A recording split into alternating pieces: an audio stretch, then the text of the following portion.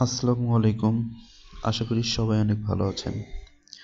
বেশ শক্তপোক্ত এবং IP54 ওয়াটার এবং ডাস্ট রেজিস্ট্যান্স সার্টিফিকেশন দিয়ে টেকনো নিয়ে আসলো তাদের আরও একটি ফোন, টেকনো স্পার্ক 13C। ফোনটির বক্স কন্টেন্টে রয়েছে SIM ejector, 18 watt charger, type C USB charging cable এবং কেস কভার। আর ফোনটি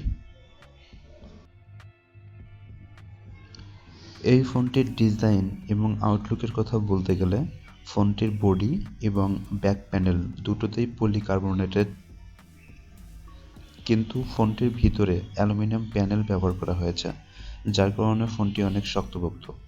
সহজেই ফোনটির ক্ষয়ক্ষতি হয় না।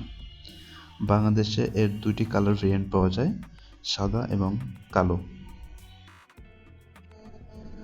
ফোনটির ডিসপ্লে সাইজ 6.6 ইঞ্চি, থিকনেস 7.8 মিলিমিটার এবং ওয়েট হলো 186 গ্রাম।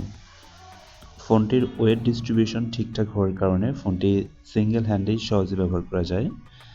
এই ফোনটার আরেকটি ইন্টারেস্টিং বিষয় হলো 4 বছর অর্থাৎ 50 মাসেরও বেশি লং লাস্টিং ফ্লুরেন্সি সার্টিফিকেশন রয়েছে, অর্থাৎ 50 মাস পর্যন্ত সেম পারফরমেন্স পাওয়া যাবে ফোনটি থেকে।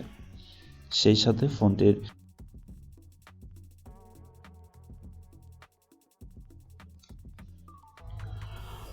ডান পাশে রয়েছে পাওয়ার বাটন এবং ভলিউম বাটন। পাওয়ার বাটনটি ফিঙ্গারপ্রিন্ট হিসাবে কাজ করে। ফোনটির লেফট সাইডে রয়েছে সিম কার্ড ট্রে।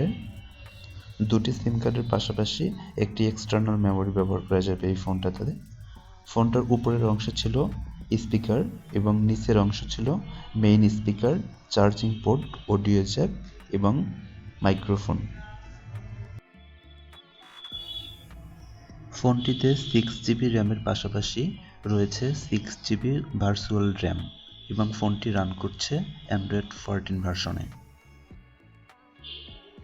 ফোনটির রিয়ার প্যানেলে রয়েছে ডুয়েল ক্যামেরা সেটআপ, যার মেইনটি 50 মেগাপিক্সেল এবং সেলফি ক্যামেরা হিসেবে রয়েছে 8 মেগাপিক্সেল।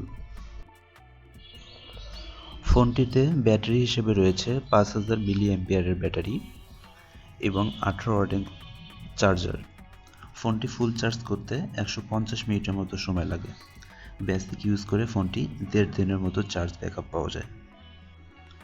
মোবাইলটিতে রয়েছে 6.6 inch display 120 hertz refresh rate দিয়ে।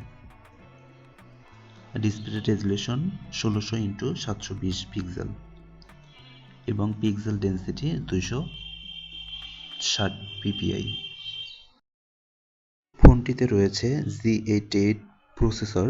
এটি একটি অক্টা কোর, যার ট্রানজিস্টর সাইজ 12 ন্যানোমিটার এবং জিপিইউ হিসেবে রয়েছে মালি G52।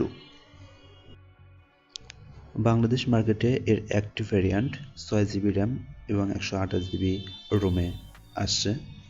RAM type LP DDR4X এবং স্টোরেজ টাইপ eMMC 5.1 এবং বাংলাদেশ মার্কেটে ফোনটির প্রাইস ধরা হয়েছে 13,999 টাকা।